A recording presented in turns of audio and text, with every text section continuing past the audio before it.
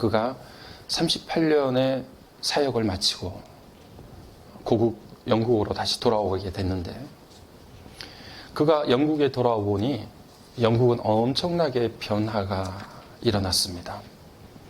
교회가 부흥하고 성도들의 믿음이 새로워지고, 그리고 하나님의 역사가 새롭게 일어나는 그런 일들이 일어난 것이 아니라, 하나님의 교회가 사회에 대한 영향력들이 점점 사라지고 있었고, 교인 수는 급감하고 있었고, 교회는 세상에 대해서 반기독교적인 그런 운동 앞에 어쩔 줄 몰라 하는 허둥대는 그런 상황들이 일어나고 있었습니다.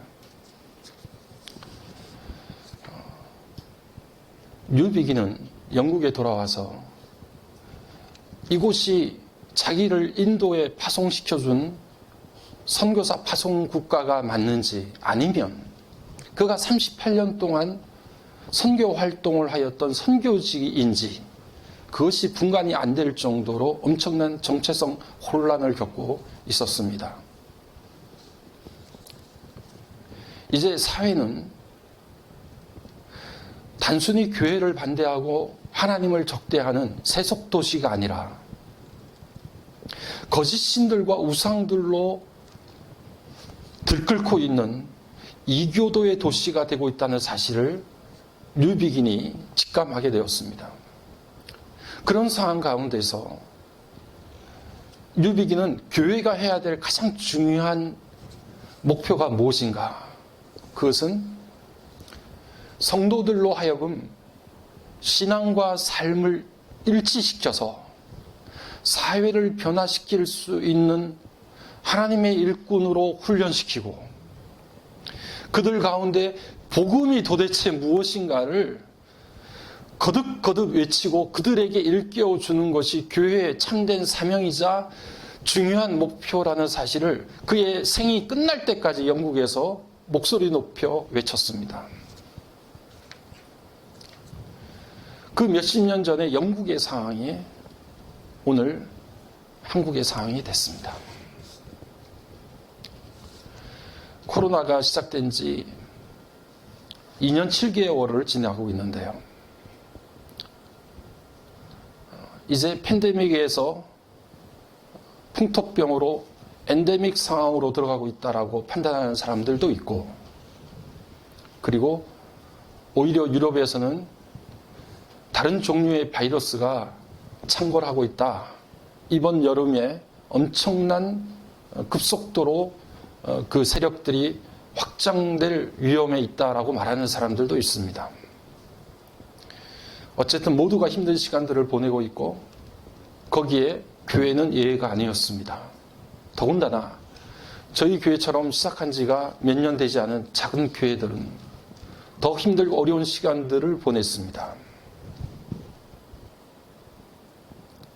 많은 교회들이 팬데믹 상황 가운데서 교인 수들이 줄어들었고, 교회가 정말 힘들고 어려운 상황들을 겪고 있노라고 그렇게 한 목소리로 이야기를 하고 있습니다. 맞지요? 교회들이 팬데믹으로 인해서 교인 수들이 절반 이상 줄어드는 그런 상황들이 계속 지속되고 있고, 그것 때문에 어려움을 겪고 있는 것 맞는 사실입니다. 그런데 다빈 성도 여러분, 우리가 한 번 더 말씀을 부여잡고 생각해 보면, 여러분, 교회가 줄어들고 있는 것, 사회에 대한 교회의 영향력들이 사라지고 있는 것, 사회가 가지고 있는 교회에 대한 반감들이 점점 더 커져가는 것들이 팬데믹 때문일까요? 청년들이 교회를 떠나고 다음 세대가 사라지는 상황들을 보는 것이 2년 7개월 동안 진행되었던 코로나 때문일까요? 사실 엄밀하게 말하면 우리는 팬데믹보다도 더 엄청난 질병을 지금 교회가 앓고 있습니다. 코로나보다도 더 치명적인 질병들이 오늘 교회를 무너뜨리고 있습니다. 그것은 무엇입니까? 교회가 여전히 돈과 권력과 쾌락과 우리가 이 땅 위에서 구가하고 이루려고 하는 모든 것들에 대한 욕망과 탐욕들을 더 철저하게 회개하고 내버리지 못하는 이 질병이야말로 교회를 가장 붕괴시키고 무너뜨리는 가장 큰 질병이라는 사실을 우리가 망각하고 잊어버리면 안 됩니다. 정말 사람들이 교회를 멀리하고 교회를 떠나게 되는 이유는 무엇인가? 그것은 질병이나 팬데믹이 아니라 교회가 여전히 세속 속에서 더 많은 것들을 가지고 누리고 살려고 하는 그 욕망과 탐욕들을 세상보다 더 철저히 붙들고 있다는 이 사실이 사람들을 멍들게 만든다는 사실을 기억해야 된다는 것이죠.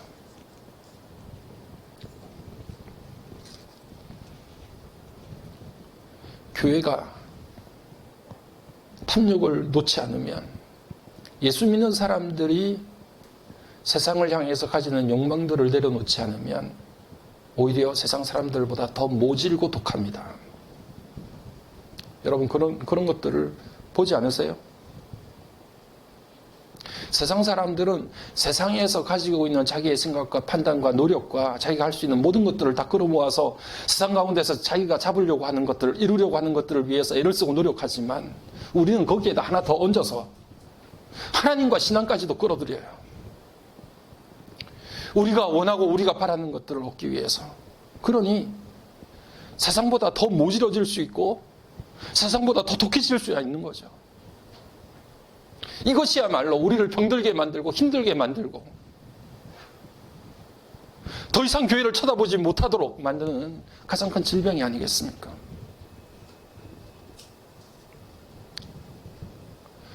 저는 교회의 건강도를 체크할 수 있는 체크리스트 8가지가 있다고 하면 오늘 우리가 읽었던 팔복의 말씀이라고 생각합니다. 이 팔복의 말씀이 우리들 가운데 얼마나 건강하게 자라고 있는가 하는 것들을 보는 것이 그 교회가, 그 그리스도인이 얼마나 건강한가를 체크하는 체크리스트가 됩니다. 지난주부터 우리가 이 말씀을 살펴보고 있습니다. 여러분, 우리가 음식을 만들 때도 좀 맛있는 음식을 만들게 되면 곁에 있는 사람, 사랑하는 사람, 좋아하는 사람들에게 이것 좀 맛 좀 볼래? 이렇게 말을 하면서 그 음식을 건네게 되죠. 우리가 맛있는 음식점을 알게 되더라도 그곳에 가면 좋아하는, 사랑하는 사람들, 좋아하는 사람들이 생각납니다.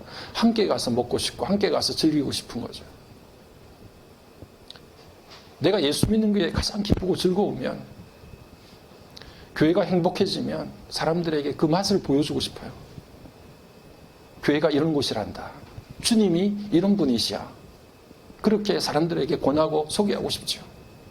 그런데 그렇게 권하고 소개시켜주고 싶은 것들의 핵심이 뭐냐면 팔복입니다. 이게 얼마나 기쁜지 몰라. 이게 얼마나 행복한 일인지 몰라. 너 이것 좀 겪어보고 싶지 않니? 이거 한번 경험해보고 싶지 않아? 라고 권하고 싶은 것들이에요.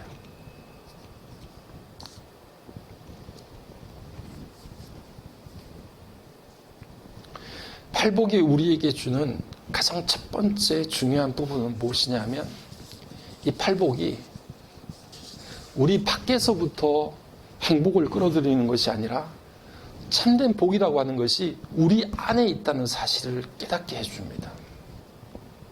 세상은 밖에 있는 것들을 얼마나 더 많이 끌어모으느냐에 따라서 행복의 지표가 결정된다고 생각해요. 돈을 많이 끌어모으면 끌어모을수록,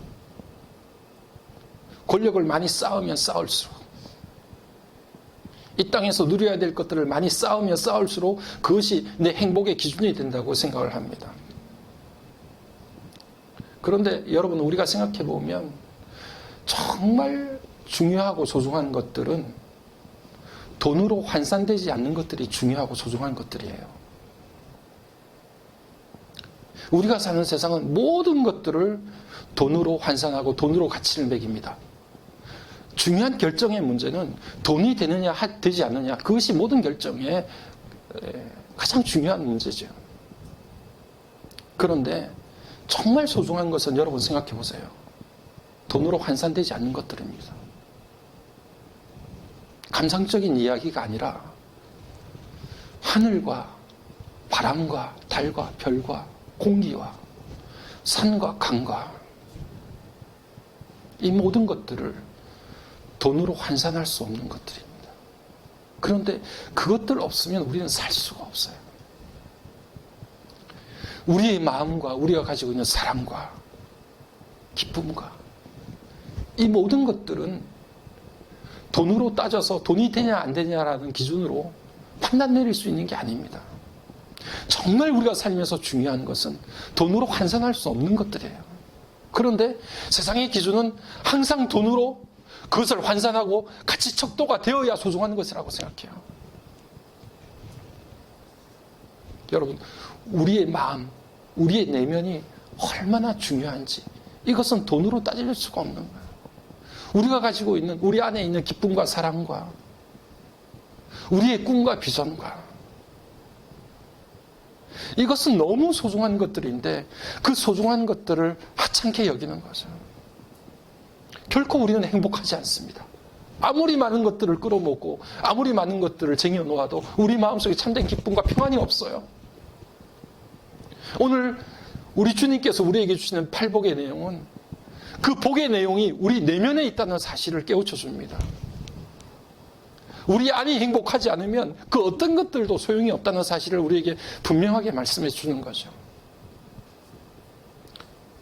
우리가 읽었던 팔복의 내용이 그렇지 않습니까? 마음이 가난해야 복이 있단다. 행복하단다.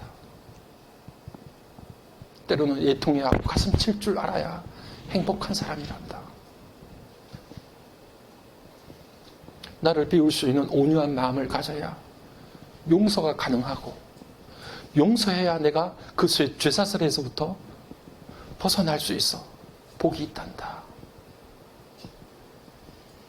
의에 줄이고 목마를 수 있는 그 심령을 가지고 있어야 복이 있다. 긍휼히 여길 수 있는 마음을 가져야 그 사람 참 행복한 사람이다. 마음이 청결해야 그 사람 마음속에 참된 기쁨과 복이 찾아온단다.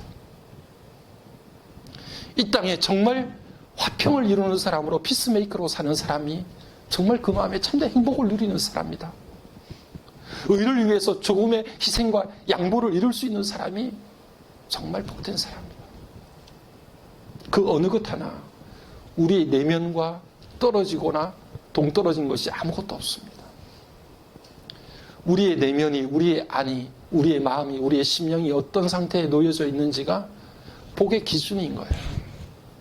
우리 주님은 주님께서 생각하시는 복이 어떤 것인가, 예수님의 행복론을 팔복을 통해서 우리들에게 고스란히 전해주고 있습니다. 그런데 이 행복을 곰곰이 우리가 생각해 보면 이 팔복의 내용은 다른 것이 아닙니다. 예수님의 삶이 그런 삶이셨어요. 예수님의 마음이 그런 마음이셨어요. 예수님께서 가지고 계신 성품이 바로 팔복의 성품이셨어요. 나는 그런 삶을 살기가 힘들어. 나는 그렇게 살지 못해라고 생각하시는 분들이 있을지 모르겠는데 이 삶은 내가 그렇게 살겠다고 결단하고 결심해서 이루어지는 게 아니라 여러분, 예수님을 우리의 삶 가운데 모시고 예수님과 동행하는 삶을 살면 저절로 그런 삶을 살게 됩니다. 우리가 지난주에 13절부터 16절 말씀을 읽으면서 너희는 세상의 소금이다. 너희는 세상의 빛이다. 이렇게 선포되어진 말씀을 읽었어요. 너희는 소금이 되어야 한다. 너희는 빛이 되어야 된다. 라고 하시는 것이 아니라 그저 너희들, 예수 믿는 너희들, 예수 그리스도의 제자가 됐다고 하면 너희 제자된 너희들이 그냥 빛이다. 너희들이 소금이다. 이렇게 말씀해 주신 선포의 내용입니다. 그와 마찬가지로 너희들이 참 내 제자라고 하면 너희는 심령이 가난한 사람이기 때문에 복되다. 너희가 내 제자라고 하면 너희는 애통하는 사람들이 있기 때문에 복된 사람이야. 우리에게 일방적으로 선포해 주시는 말씀이에요. 내가 그렇게 살아야지 라고 결심해서 되는 것이 아니라 여러분, 정말 예수님을 우리 삶 가운데 중심에 모시고 그 주님과 동행하고 한 걸음 두 손 붙잡고 함께 걸어가면 저절로 그 성품이 우리들의 심령 가운데 스며들게 돼요. 주님의 마음이 우리들 마음에 옮겨지게 되고 주님의 성품이 우리의 성품이 되게 됩니다. 그러면 우리의 삶이 복되고 형통한 삶이 되는 거예요.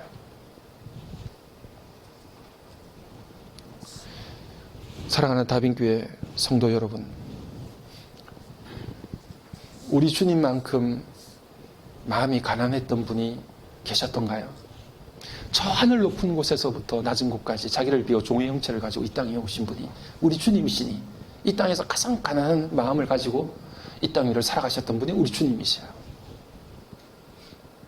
멸망해가는 이 땅의 많은 백성들을 보시고, 멸망해가는 예루살렘 성을 보시고 가슴 치며 눈물 흘리셨던 분이 우리 주님이세요. 나는 마음이 온유하고 겸손하다고 말씀하시고 내게 와서 내 멍에를 베고 내게 배우라고 하셨던 분이 우리 주님이세요. 그렇게 온유하신 분이세요. 십자가에 매달리시면서도 하나님의 의를 이루시고 내가 목마르다라고 말씀하시면서 의에 줄이고 목말라 했던 분이 우리 주님이세요. 여러분, 이 땅 가운데 많은 사람들을 만나면서 아프고 힘들고 마음이 병들고 육신이 병들어서 고통 가운데 있는 그들의 심령들을 만날 때마다 우리 주님이 그들을 긍휼히 여겨주셨어요. 긍휼히 여겨주셨다는 말은 스플랑크 니조마이라고 하는 헬라 말을 쓰는데, 그거는 다른 뜻이 아니라 단장이라고 하는 뜻입니다. 장이 끊어지는 거예요. 우리가 옛날 노래 단장에 미아리가 있다시피 창자가 끊어지는 듯한 아픔을 이야기할 때 스플랑크 니조마이라는 말을 써요. 예수님이 그렇게 아파하셨어요. 힘들고 연약하고 갖가지 문제를 놓고 매달리는 그 영혼들을 볼 때마다 그렇게 힘들어하고 고통스러워하셨어요. 긍휼히 여기시는 마음이 주님의 마음속에 가득했습니다. 여러분, 우리 주님은 마음이 청결하셨어요. 히브리서 4장 15절 말씀을 보니까 우리를 공감하시고 동정하시고 우리와 똑같이 시험을 받으시니로되 죄는 없으시니라, 그렇게 말씀하셨어요. 여러분, 우리 주님만큼 죄로 얼룩지지 않은 사람이 아무도 없었습니다. 우리 주님은 죄에 대해서 오염되지 않으신 분이에요. 청결하신 분이세요. 정말 그분이 하나님의 아들이라고 일컬음을 받기에 정말 합당하신 분이셨어요. 우리 주님만큼 세상을 화평케 하신 분이 어디 있습니까? 우리 주님께서 에베소서 2장 14절 13절 말씀을 보게 되시면 우리 주님께서 하나님과 우리 사이를 하나로 화평케 하셨다고 말씀하셨어요. 죄로 인해서 하나님과 분리된 우리의 삶을 새롭게 만드신 분이 우리 주님이세요. 정말 화평의 모든 것들을 이루신 분이세요. 우리 주님이 의를 위해서 박해를 받으셨어요. 십자가에 죽으셨잖아요. 그 모든 고통들을 다 감내해 주셨어요.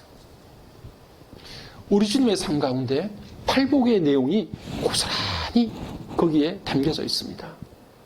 그러니 그 주님과 함께 동행하고 함께 걸어가고 함께 숨쉬고 그 주님을 쳐다보게 되면 그 팔복의 내용들이 우리 삶 가운데 자연스럽게 스며들게 되어 있어요. 우리도 그런 삶을 살게 되고 참된 행복과 기쁨이 무엇인지를 알게 됩니다. 주님을 믿고 따르면서도 그 주님을 내 삶 가운데 중심에 모시지 않기 때문에 그분의 성품이 우리들 가운데 스며들지 못하는 것이죠. 주님과 정말 함께하고 주님께 기도하고 주님 앞에 예배드리는 심령으로 하나님 앞에 나올 때 우리 주님께서는 그 성품을 그 자녀들에게 옮겨주십니다. 사랑하는 다빈 성도 여러분, 그런 주님의 성품이 가장 극명하게 잘 드러난 주님의 일생 가운데 한 사건이 있는데 그 사건은 무엇이냐? 바로 십자가 사건이에요.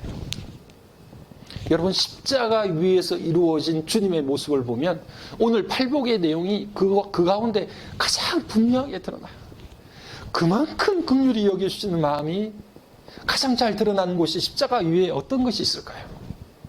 그렇게 용서해 주시고 온유한 마음을 간직하셨던 그 사건이 십자가 말고 또 다른 것이 어떤 것이 있을까요? 이 땅 가운데 참된 화평을 주시기 원했던 그 마음이 십자가 말고 가장 잘 드러나는 것이 또 어디에 있을까요? 골로새서 1장 20절 말씀에 십자가의 피로 너희에게 화평을 이루사 만물, 곧 땅에 있는 것이나 하늘에 있는 것이나 그들로 하여금 그 주님과 함께 화평케 되는 것을 기뻐하셨느니라, 그렇게 말씀하셨다고요. 여러분, 하나님의 그 사랑이 십자가에서, 주님의 그 사랑이 십자가에서만큼 더 분명하게 드러난 사건은 아무것도 없습니다. 우리가 살다 보면 무언가를 잃어버려서 자기도 모르게 주머니를 이렇게 뒤집어 보는 그런 순간들이 있어요. 요즘에 저도 갑자기 무언가 허전해서 주머니를 이렇게 뒤집어 보는데 잃어버린 게 다른 게 아니에요, 여러분. 다른 것을 잃어버려서가 아니라 어느 날부터인가 우리 교회들이 믿음의 공동체가 십자가를 잃어버렸어요. 그렇게 교회들마다 십자가를 첨탑 위에다 그렇게 세워놨는데 정작 하나님의 백성들의 심령 가운데 하나님의 공동체 가운데 십자가가 상실됐어요. 그래서 힘들고 어렵고 고생스럽고 내 마음이 기댈 곳이 없으면 그 십자가 붙들고 엉엉 울던 때가 우리들에게 분명히 있었는데 그 십자가 속에서 우리의 삶이 새롭게 시작되고 우리의 인생의 첫걸음이 다시금 시작되어졌던 영혼의 고향과 같은 곳이 십자가였는데 그 십자가가 우리들 가운데 공동체 가운데 교회 가운데 어느덧 사라진 거예요.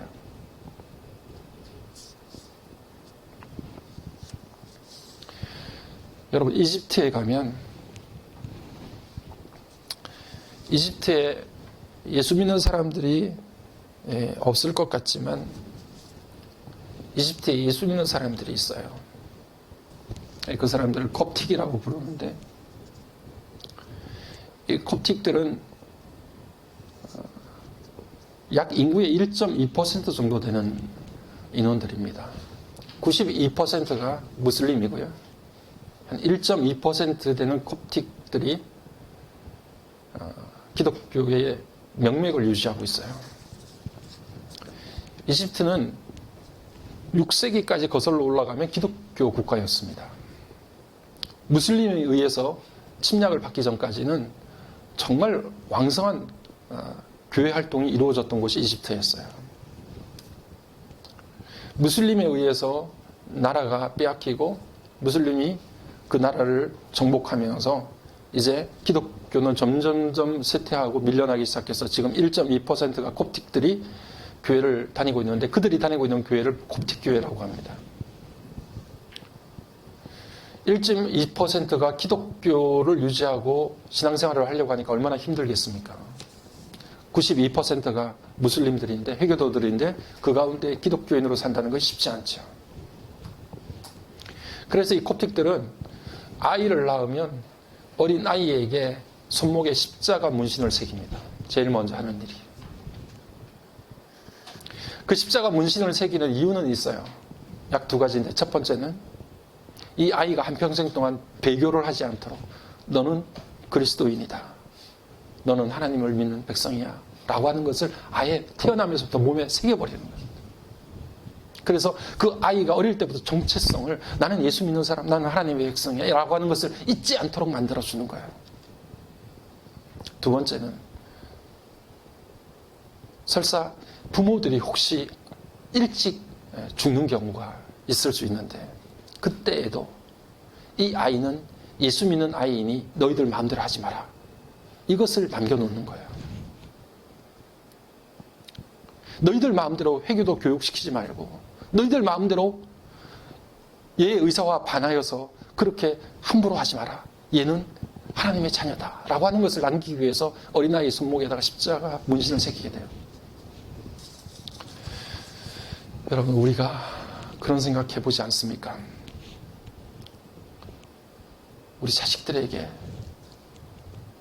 정말 이 십자가 물려줘야 되지 않나요? 우리 부모님들이 그렇게 사셨는데 힘들고 어려울 때 교회 마룻바닥에 와서 그 십자가 붙들고 새 힘과 새 소망을 얻으셨는데 우리는 자식들한테 뭘 그렇게 다른 거 물려주려고 애를 써요. 내가 십자가를 잃어버리니까 그게 별로 소중하게 안 보여요. 자식들에게 그 십자가를 물려줄 수 있는 그런 마음들도 생기지 않는 거예요. 오늘 교회 공동체가 십자가를 잃어버리니까 그것이 다음 세대에 얼마나 중요한 역할을 하는지도 잊어버리고 사는 거예요. 우리가 붙들었던 십자가, 그 십자가를 우리의 아들들, 우리의 딸들도 붙들고 살 수 있도록 십자가 물려줘야 되잖아요.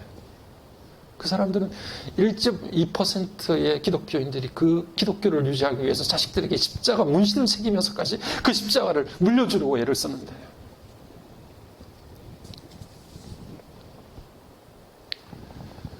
여러분, 이거 말고는 떠나간 청년들을 교회로 다시 불러들일 방법이 없어요. 가난한 성도들을 다시 교회 안으로 불러들일 아무런 힘과 능력도 없어요. 다시 이 사회가 교회를 새롭게 볼 수 있는 눈을 만들 수 있는 방법이 없습니다. 예수의 성품이 우리들 가운데 십자가를 통해서 회복되는 것 말고는 어떤 방법이 없어요. 다른 것 아무리 난리치고 해봤자 그것은 다 허사일 뿐이에요. 교회에 생명이 없는데, 생명이 곧 십자가요. 십자가가 우리에게 소망인데 그 소망을 다 놓쳐버리고 어떤 것들이 우리 가운데 대체물로 나올 수 있습니까?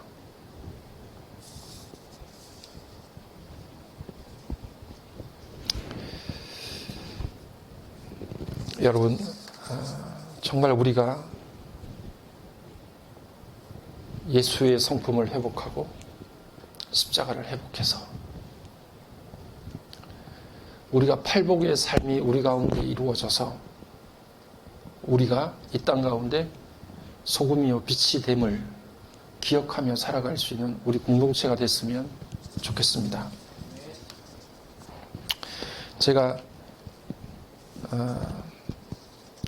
팔복의 내용을 보면서 정말 우리가 화평케 하는 삶을 살아야 될 텐데,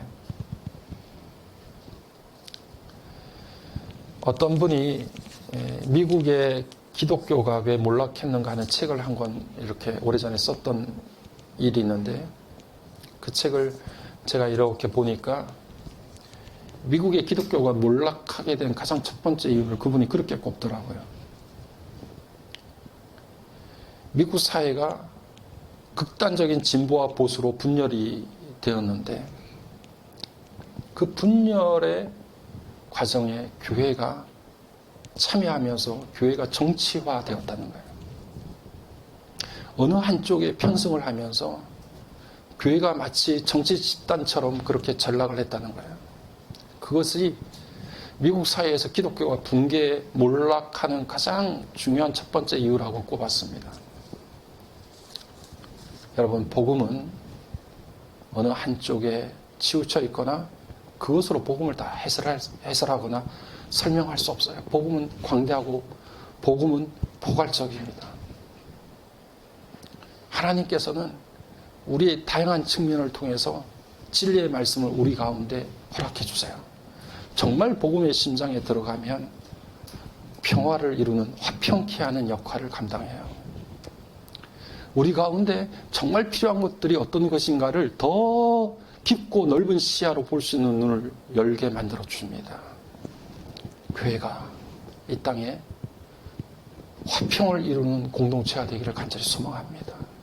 분열을 조장하는 데 앞장서지 말고 우리 개인의 삶이 서로가 서로를 다시 부둥켜 안을 수 있는, 그래서